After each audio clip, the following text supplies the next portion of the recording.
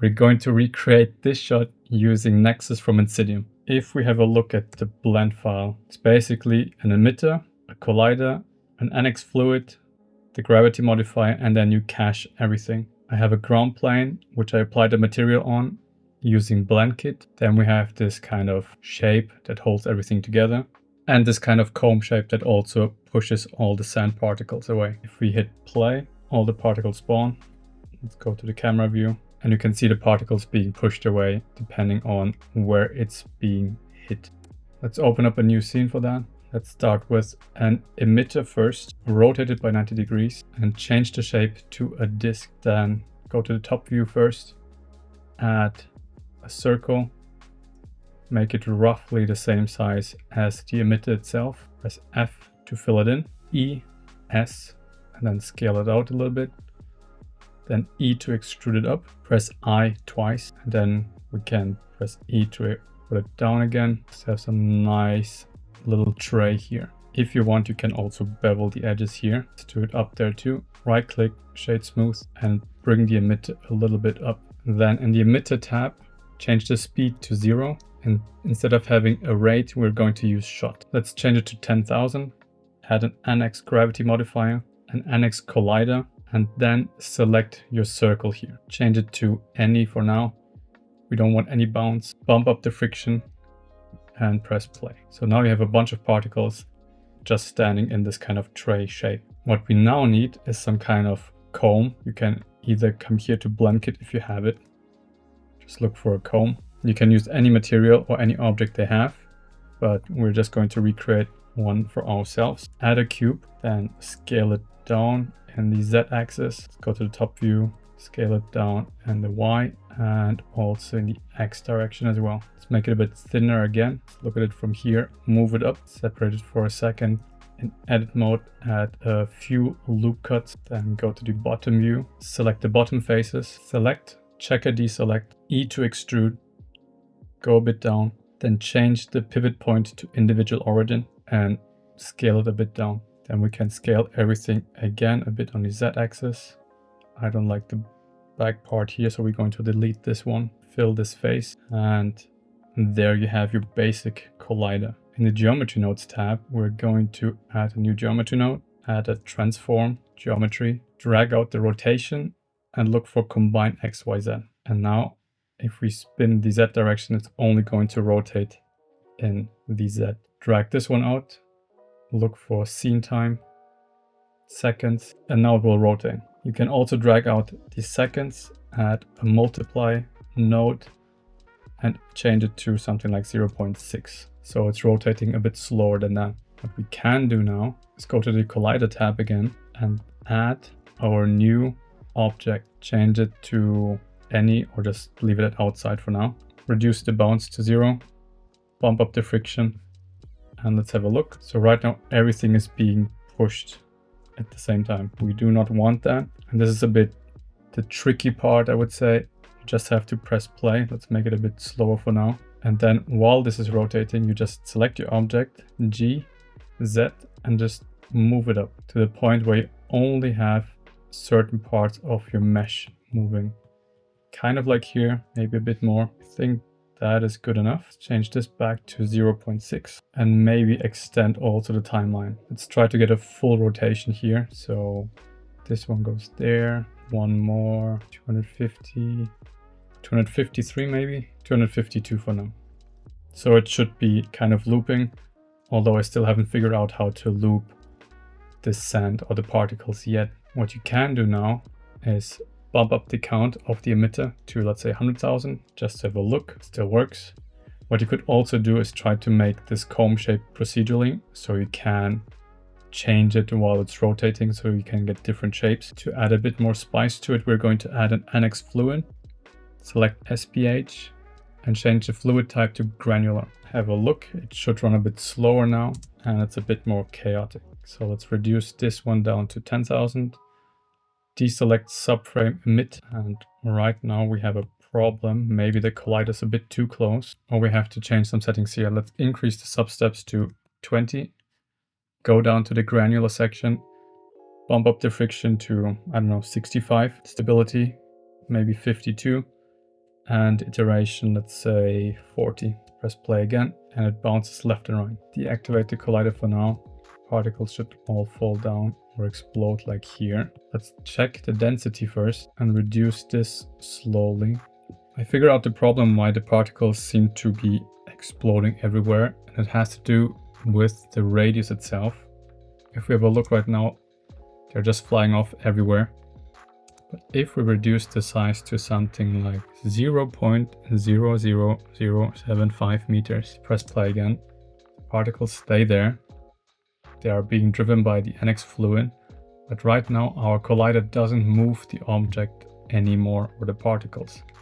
So what we do again, just press play, go to the top view, maybe change this one to the side view for now, go back, press play, G, Z, and move it down until you can see the lines appearing again in the particles. And this actually would work if we turn on the collider as well. Again, move it down right about there, seems to be good. Maybe a bit further. Increase the particle count for now, say 100,000, and then we could change the position again of the comb shape. Maybe decrease the friction, reduce the stability, and maybe move it down a tiny bit again. Let's see how this would look like once we render this. So let's just create a point cloud for now. Add an HDRI, rotate this a little bit, maybe up like that, for now at least. You don't get the smoothest trails here, but we also want to change it anyway to be a flat surface.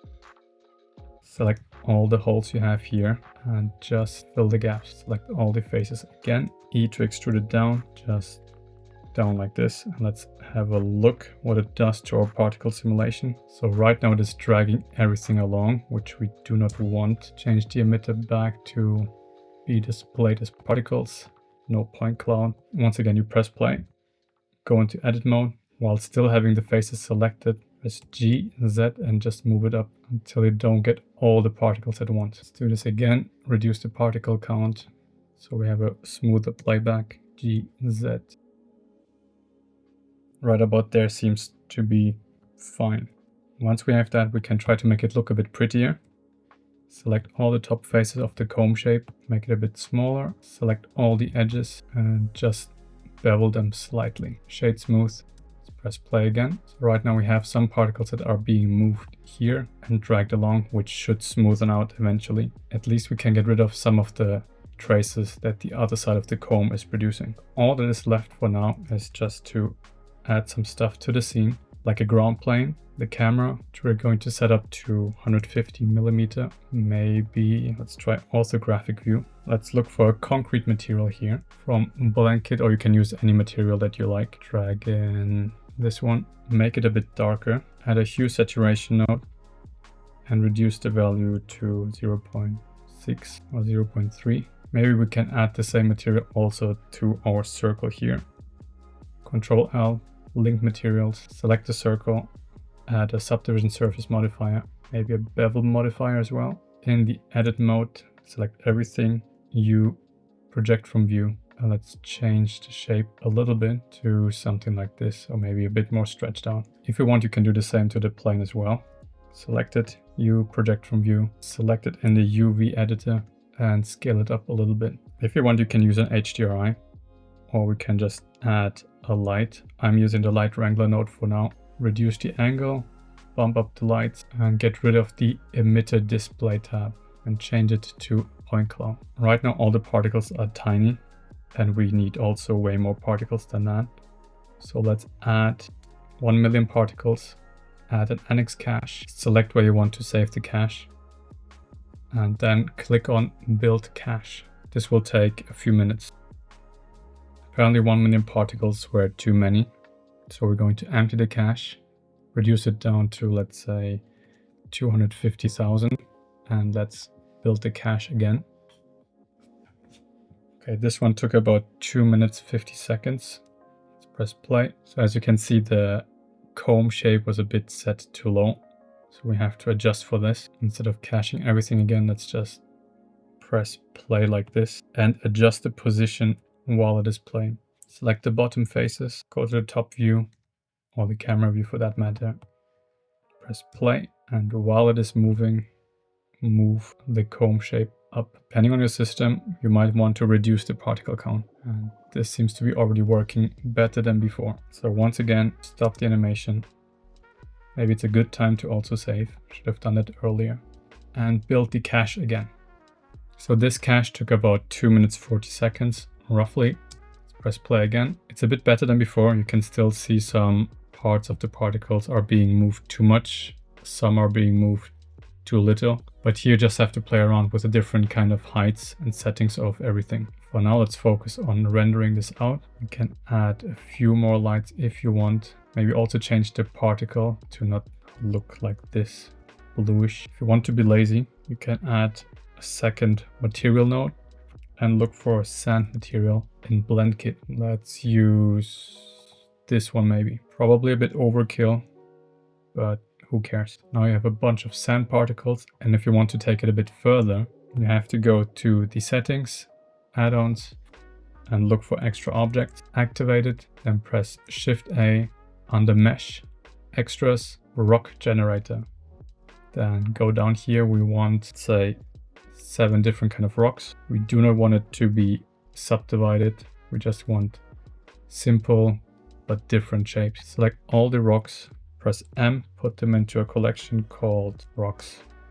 Clever. Hide all of them. Select your particles again. In the geometry node tab, add an instance on point modifier, and then drag your collection in here. Just to be safe, drag the radius also into the scale.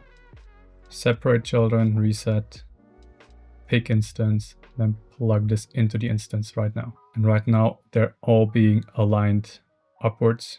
So we are just going to add a random value for the rotation, back 1 frame forward. And as you can see, the particles are a bit too tiny, so we can multiply everything with a mass multiply, say by 2 or 3. And if we wanted to be a bit more special, let's say, add a random modifier here as well. Change the maximum value to 4.5. Increase the minimum a little bit as well. Let's see how this one looks. Maybe a bit too big here. Again, you can just play around with it. Add another light. Let's add back the HDRI for now. Let's choose one I got from Polyhaven. Maybe Studio Small. Change the horizon level and now change the rotation. Maybe we can deactivate also the other lights for now. At least the last one we added, and reduce the power of the first one. Maybe even the one of the HDRI itself. Select the camera. If you want perspective, you can go for it, or we're just going to stick with orthographic. Add the depth of field. Select the focal distance. And one thing I forgot, to add a material to this kind of comb thingy. Add a simple material, like the metallic to 1, roughness to 0.1. That should be good.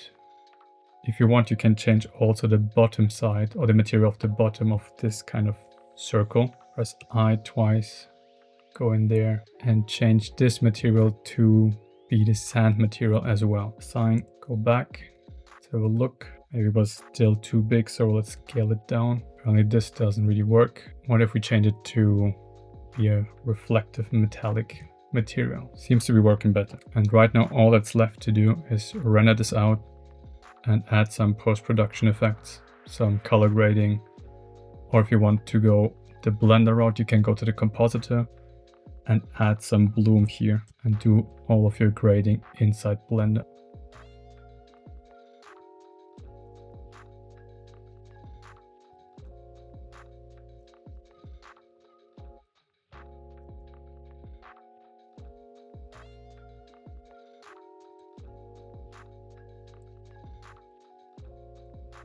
Once you rendered everything out and you added your effects or did your color grading, you can get something like this, for example. So I hope this helped. Let me know if you have any questions, and see you in the next one.